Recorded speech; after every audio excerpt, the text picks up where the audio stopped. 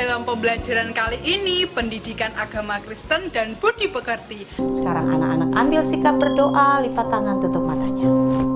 Tidak usah lihat ke kiri atau ke kanan, tutup mata, lipat tangannya, berdoa kepada Tuhan. Oke, kita akan mulai. Bapa di surga, terima kasih untuk kesempatan kali ini kami bisa menyaksikan program pendidikan agama Kristen dan budi pekerti. Tuhan tolong kami agar kami bisa mengerti dan kami juga bisa memahami apa yang mau Tuhan ajarkan kepada kami, dan kami juga bisa taat kepada apa yang Tuhan perintahkan kepada kami melalui pembelajaran kami kali ini. Terima kasih Bapa di surga, di dalam nama Tuhan Yesus Kristus kami berdoa dan mengucap syukur. Haleluya, amin. Oke, sudah siap? Mari kita saksikan tayangan berikut ini. Bernyanyi di dalam ibadah adalah salah satu kegiatan yang di dalamnya kita dapat menunjukkan sikap memuliakan dan mengagungkan nama Tuhan. Jadi di dalam nyanyian, di dalam puji-pujian itu mengandung sikap memuliakan dan mengagungkan nama Tuhan. Jadi ketika kita bernyanyi dalam kebaktian baik secara bersama-sama ataupun secara online seperti yang kita lakukan sekarang ini, tetap harus bernyanyi dengan baik karena di dalam nyanyian itu ada pengagungan, ada pujian-pujian yang bisa menyenangkan hati Tuhan. Jadi bernyanyilah dengan kesungguhan hati supaya Tuhan senang mendengar puji-pujian yang keluar dari setiap mulut kita. Nah, di dalam ibadah Kristen terdapat beberapa jenis nyanyian. Yang pertama itu berdasarkan iramanya. Jadi berdasarkan iramanya itu cepat atau lambat lagu itu. Ada nyanyian yang dinyanyikan secara bersemangat atau dengan tempo yang cepat, misalnya secara bersemangat, mari kita bersukaria karena ini hari bahagia. Nah itu secara bersemangat kita nyanyikan dengan tempo yang cepat. Dan ada nyanyian yang dinyanyikan secara lembut, bahkan syahdu. Misalnya lagu-lagu yang lembut apa? Misalnya terima kasih Tuhan untuk kasih setiamu. Nah itu lagu dengan irama yang lembut atau yang syahdu. Kemudian berdasarkan isinya. Jadi nyanyian itu ada isinya atau ada pesannya. Ada nyanyian yang isinya itu memuji Allah. Ada juga nyanyian itu yang isinya merupakan doa atau harapan kita. Misalnya doa yang pujian atau nyanyian yang isinya memuji Allah, misalnya segala puji syukur hanya bagimu Tuhan. Nah itu puji-pujian yang mengagungkan atau memuji Allah. Lalu apa contoh misalnya nyanyian yang berisi doa atau harapan? Misalnya lagu Tuhan tak pernah janji langit selalu biru, tetapi Dia berjanji selalu menyertai. Nah itu ada harapan bahwa Tuhan menyertai kita di dalam setiap kehidupan kita. Jadi dua jenis nyanyian ini ada dalam ibadah Kristen, berdasarkan iramanya dan juga berdasarkan isinya, bermacam-macam ya. Ada yang isinya memuji Tuhan, doa atau harapan kita kepada Tuhan. Nah, lalu apa yang dimaksud dengan bernyanyi di dalam roh? Jadi bernyanyi di dalam roh itu maksudnya adalah kesungguhan hati, yaitu hati yang terfokus di dalam bernyanyi untuk memuliakan Allah. Jadi jelaslah bahwa ketika kita bernyanyi untuk memuliakan Allah, kita harus berusaha untuk memusatkan hati kita, sama seperti kita memusatkan hati kita pada saat kita berdoa. Nah pada saat kita berdoa kan ibu selalu bilang, yuk lipat tangan, tutup mata, fokus kepada Tuhan. Bernyanyi pun harus demikian. Bagaimana kita fokus ketika berdoa, pada saat bernyanyi pun kita harus fokus. Fokusnya untuk apa? Fokusnya hanya satu, yaitu untuk memuliakan Tuhan. Makanya jangan hanya berdoa kita fokus, tapi ketika bernyanyi kita bermain-main. Nah, itu salah. Jadi bernyanyi di dalam roh itu berbicara atau maksudnya adalah kesungguhan hati. Bernyanyilah di dalam roh, nyanyilah dengan hati yang terfokus kepada Tuhan. Nah, di samping kita harus bernyanyi secara roh, kita juga harus bernyanyi dengan akal budi. Maksudnya apa bernyanyi dengan akal budi? Ketika kita bernyanyi, kita harus mengerti syair yang kita ucapkan. Jadi jangan hanya asal-asalan bernyanyi. Kita harus mengerti syair nyanyian yang kita ucapkan. Makanya dalam nyanyian itu, ketika ada orang yang sungguh-sungguh mengerti syair nyanyian, ada beberapa pujian atau ada beberapa orang ketika bernyanyi, dia bisa meneteskan air mata, dia bisa menangis, emosinya sedih, emosinya begitu terharu, begitu bersyukur kepada Tuhan sampai meneteskan air mata. Itu karena dia mengerti, memahami syair dari nyanyian yang dia lakukan atau yang dia ucapkan kepada Tuhan. Jadi nyanyian itu kalau kita sungguh-sungguh mengerti, kita bisa menangis, kita bisa bersyukur, sangat-sangat bersyukur kepada Tuhan lewat nyanyian yang kita lantunkan atau yang kita ucapkan kepada Tuhan, ya anak-anak ibu sekalian. Jadi kita harus bernyanyi dengan roh dan juga bernyanyi dengan akal budi. Bernyanyi dengan roh maksudnya bernyanyi dengan kesungguhan hati atau berfokus kepada Tuhan, dan bernyanyi dengan akal budi mengerti, memahami syair nyanyian yang kita ucapkan. Jadi kedua itu harus secara bersama-sama.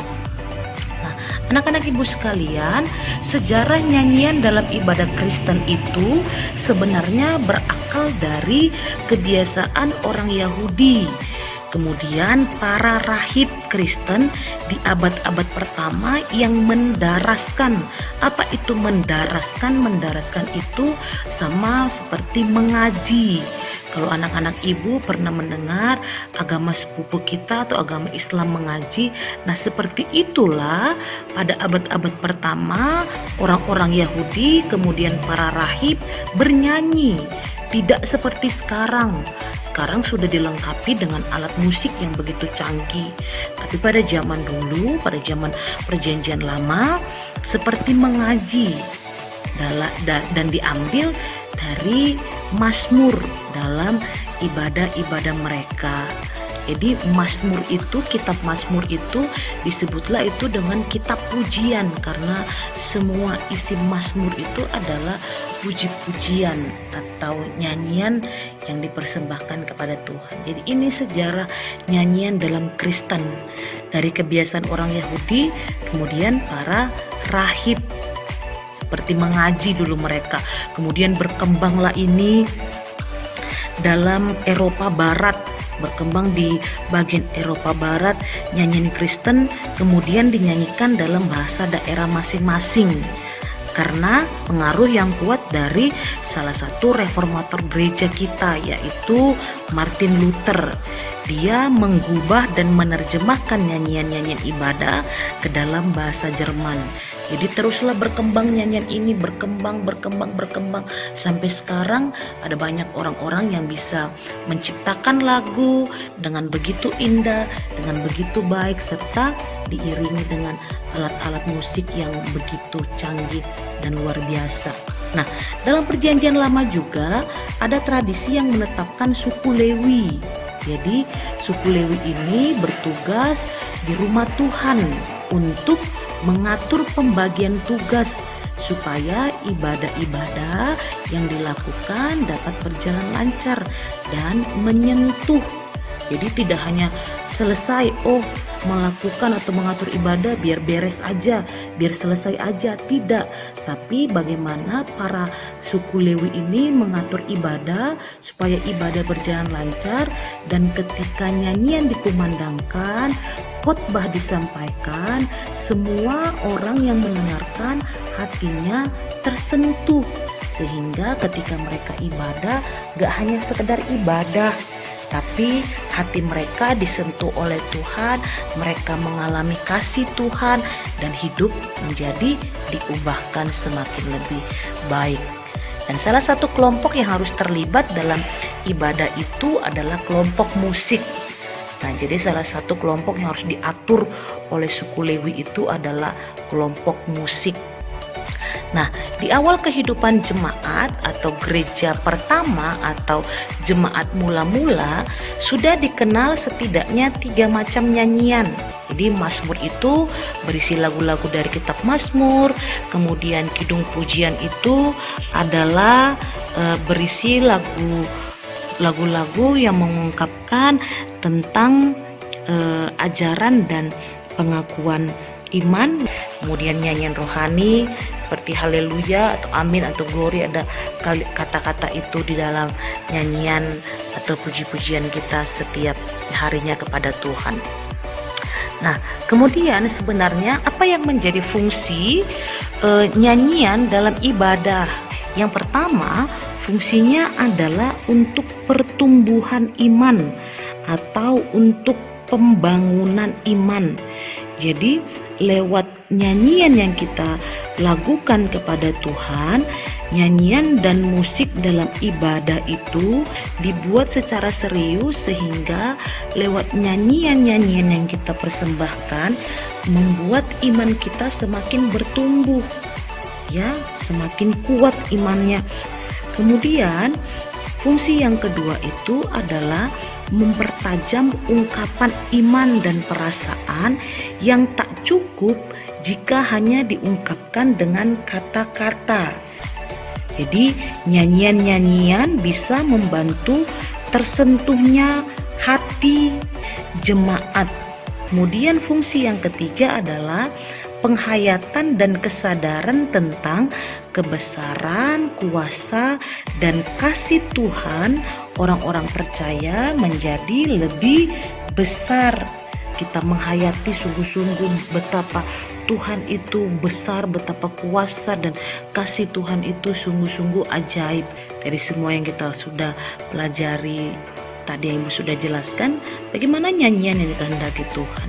Nah, nyanyian yang dikehendaki Tuhan itu adalah nyanyian yang di dalamnya ada perasaan, keyakinan, dan doa yang menandakan hubungan kita yang dekat dengan Tuhan, serta dinyanyikan dengan baik, bukan berteriak-teriak dan berasal dari hati kita. Intinya, semua nyanyian, semua puji-pujian harus berasal dari dalam hati. Karena percuma kalau kita bernyanyi dengan mulut, dengan kencang, dengan keras, tapi hati kita tidak fokus sama Tuhan, tapi dengan bermain-main, maka itu sia-sia. Nah, yuk kita udah paham ya sekarang bagaimana harus fokus ketika kita bernyanyi memuji nama Tuhan. Jadi nyanyikanlah lagu pujian setiap hari, nggak hanya harus kebaktian, nggak hanya harus sekolah minggu, tapi ketika kamu mungkin sedang mencuci piring, yuk mulai melantunkan lagu-lagu pujian kepada Tuhan. Jadi mari bernyanyi, mari memuji Tuhan dengan hati yang tulus, dengan hati yang ikhlas. Demikian kiranya anak-anak Ibu sekalian boleh memahami, mengerti, dan Tuhan Yesus memberkati.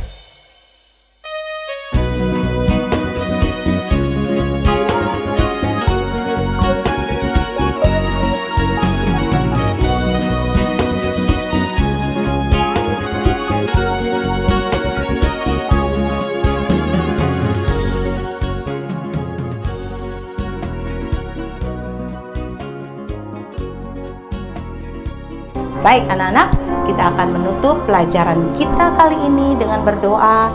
Kita melipat tangan kita, ya, tutup matanya. Kita naikkan pujian terima kasih, Yesus. Terima kasih Yesusku, wah anugerah yang Kau beri, sebab hari ini Tuhan adakan syukur bagimu. Bapa di surga, terima kasih Tuhan untuk pembelajaran kami kali ini. Kami percaya Tuhan, Engkau sendiri akan menolong kami semua untuk bisa lebih mengerti apa yang Tuhan ajarkan kepada kami melalui pembelajaran kami ini. Terima kasih Bapa di surga.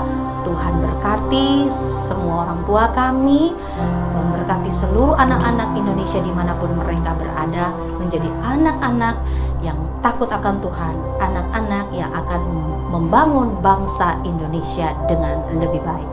Terima kasih Bapa di surga, di dalam nama Tuhan Yesus Kristus kami berdoa dan mengucap syukur. Haleluya, amin. Oke, terima kasih anak-anak Indonesia. Kita akan bertemu lagi di kesempatan berikutnya. Tuhan Yesus memberkati. Haleluya.